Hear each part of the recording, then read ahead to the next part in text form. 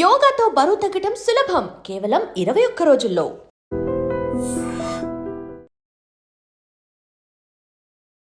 నమస్కారం, welcome to I dream. ధర్మ మార్గం విత్ విజిత కార్యక్రమానికి స్వాగతం.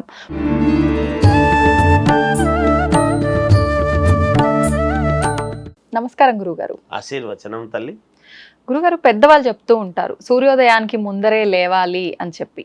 అసలు లేవటం వల్ల ఏంటి ప్రయోజనం అనే ఒక క్వశ్చన్ కనుక వేస్తే ఏంటి నిజంగా ప్రయోజనాలు ఏమైనా ఉన్నాయా? లేదు అని అంటే పెద్దవాళ్ళు ఏదో ఒకటి అలా చెప్తూ ఉంటారు, ఇది చేయకపోతే ఇలా జరుగుతుంది, అదొక భయమే అనుకోవచ్చా?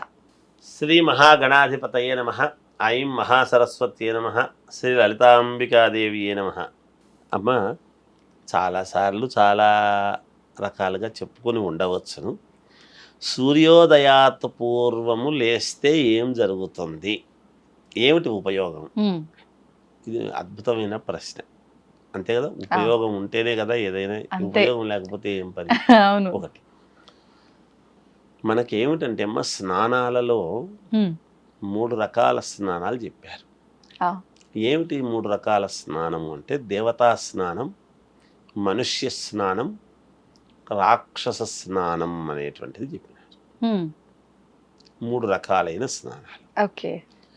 ఈ 3 రకాలు ఏమిటి అంటే, బ్రాహ్మీ ముహూర్తములో 3 గంటల సమయములో లేచి 3:30-4 లోపల చేసినటువంటి స్నానాలన్నీ కూడా దేవతా స్నానాలు అన్నారు. 4 గంటల తర్వాత నుంచి సూర్యోదయాత్ పూర్వము చేసేటువంటి స్నానాన్ని మనుష్య స్నానం అన్నారు. సూర్యుడు ఉదయించిన తర్వాత చేసేటువంటి స్నానాలన్నీ కూడా రాక్షస స్నానం అన్నాడు. సగానికి ఎక్కువ ఈ స్నానమే ఆచరిస్తున్నారు. అంటే అందుకే కదా ఒక మనిషిలో రాక్షసులు అంటే వాడికి ఏమి రా, వాడు రాక్షస ప్రవృత్తి కలిగినాడు, అంత రాక్షసుల్లాగా ప్రవర్తిస్తున్నాడు అని అంటాం. గుణగణాల్లో తేడాలు వస్తాయి. మనము ఆచరించే విధానాలను బట్టే ఉంటాయి ఎప్పుడు. అందుకని ఏం జరుగుతుంది సూర్యుడు ఉదయించే దానికంటే ముందు లేస్తే అంటే, ఒక చిన్న మాట, మీరు ఒక ప్రముఖ వ్యక్తిని ముందుగా పిలిచారు అనుకోండి, పిలిచిన సమయానికి వచ్చినారు, బాగా జరుగుతుంది, బాగా పరిశుద్ధముగా ఉంది అని అనగానే చాలా సంతోషిస్తాడు. ఎవరైనా ఒక ముఖ్యమైన వ్యక్తి ఇంటికి వస్తున్నారు అంటే ఇల్లు ఎలా పెట్టుకుంటారు? మా పై ఆఫీసర్ వస్తున్నాడు అంటే బాగా పెట్టుకుంటారు. అలాగే దేవతలు తిరుగుతారు, నడయాడుతారు ఎప్పుడు కూడా స్థానాల్లో. ఎక్కడైనా కూడా మనం అనుకుంటాం ఆ తెల్లవారుజామున బ్రాహ్మీ ముహూర్తంలో దేవతలు సంచరించేటువంటి సమయము, అలాగే సాయంకాలము తథాస్తు దేవతలు తథాస్తు అనేటువంటి సమయం అని ఒకటి చెప్పుకుంటాం. ఆ ఉదయం పూట దేవతలు దిగొచ్చిన సమయానికి వీళ్ళు స్నానాలు చేసి బొట్టు పెట్టుకొని ఇంటి ముందు కళ్ళాపు చల్లి ముగ్గు వేసి ఎప్పుడైతే మనము ప్రశాంతముగా ఉంటామో, దేవతలలో ఒకరైనటువంటి అమ్మవారు లక్ష్మీదేవి అనుగ్రహం రావాలంటే ఎలా వస్తుంది? అలా రావాలి. సరే, మానవులు కదా, ఇంకా కొంచెం ఎగ్జామ్షన్ ఇచ్చి పోని సూర్యుడు ఉదయించేదాన్ని ఎందుకు?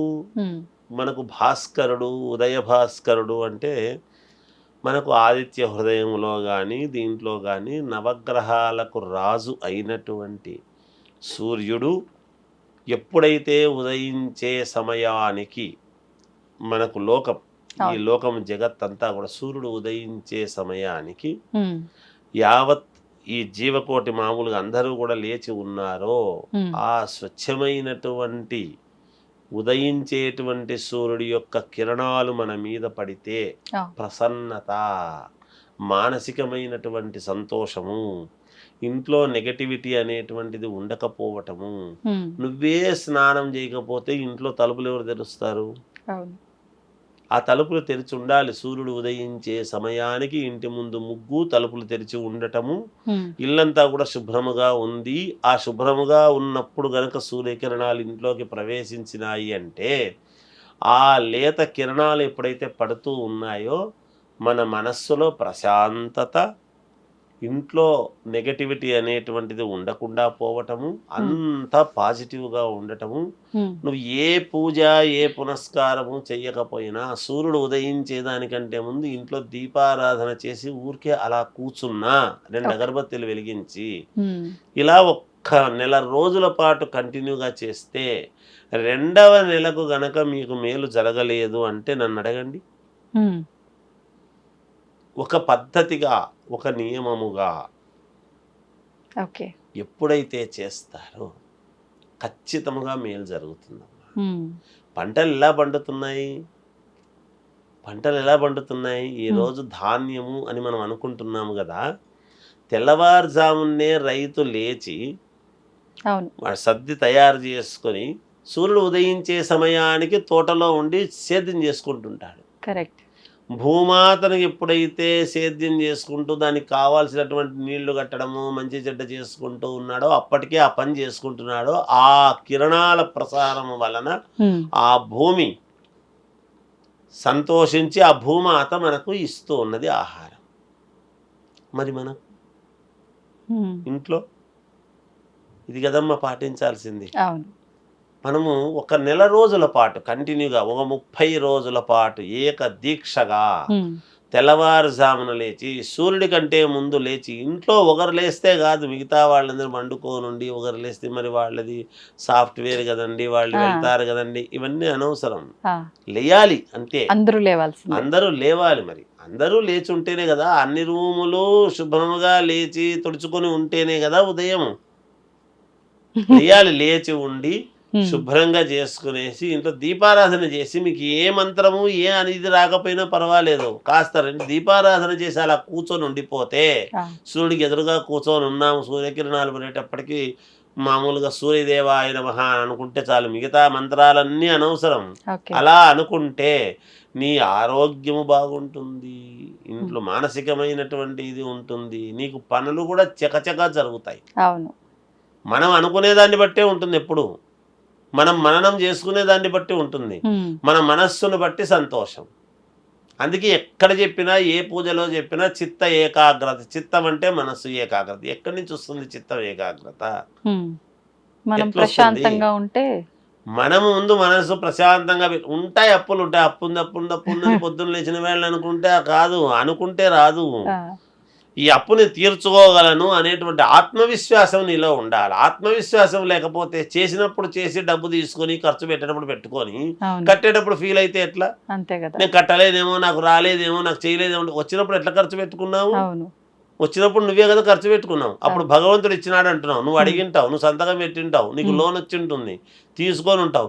కట్టాల్సి వచ్చినప్పుడు మాత్రం నాకు భగవంతుడు అనుకూలించలేదు అంటే అది కాదు. నీకు ఆత్మవిశ్వాసం అనేటువంటిది రావాలి. ఎప్పుడైతే నువ్వు ఆత్మవిశ్వాసంతో ముందుకు పోతావో, ఈ తెల్లవారుజామున లేచే పనులు లేచి నువ్వు ప్రశాంతంగా కూర్చుంటే, ఏమి అనుకోకపోయినా సూర్యదేవుడు అనేటువంటిది, సూర్యచంద్రులే మనకిచ్చేది చాలా ఎక్కువ. మిగతా అందరి గ్రహాల కంటే సూర్యచంద్రులు ఇచ్చేది చాలా ఎక్కువ. ప్రత్యక్ష దైవాలు అంటుంటారు, మనకు కనపడుతున్నది. అందుకని అందుకు తెల్లవారుజామున లేస్తే ఉపయోగము. ఏం ఉపయోగం అంటే ఈ ఉపయోగం ఉంటుంది.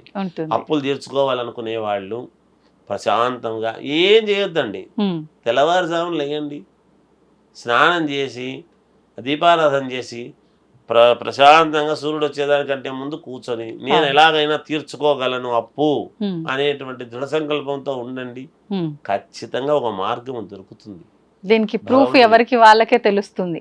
మీరు అన్నట్టుగా ఒక నెల రోజులు పాటిస్తే, ఒక నెల రోజులు పాటించాలి కదమ్మా. అంతే. మరి మనకు బద్ధకం.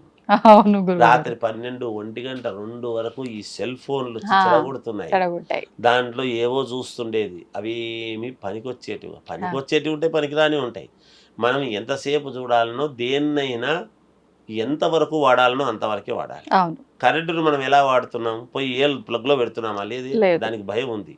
దీనికి ఏమంటే ఊరికే చూస్తూ కూర్చునేది, పనికిరానివన్నీ చూసేది.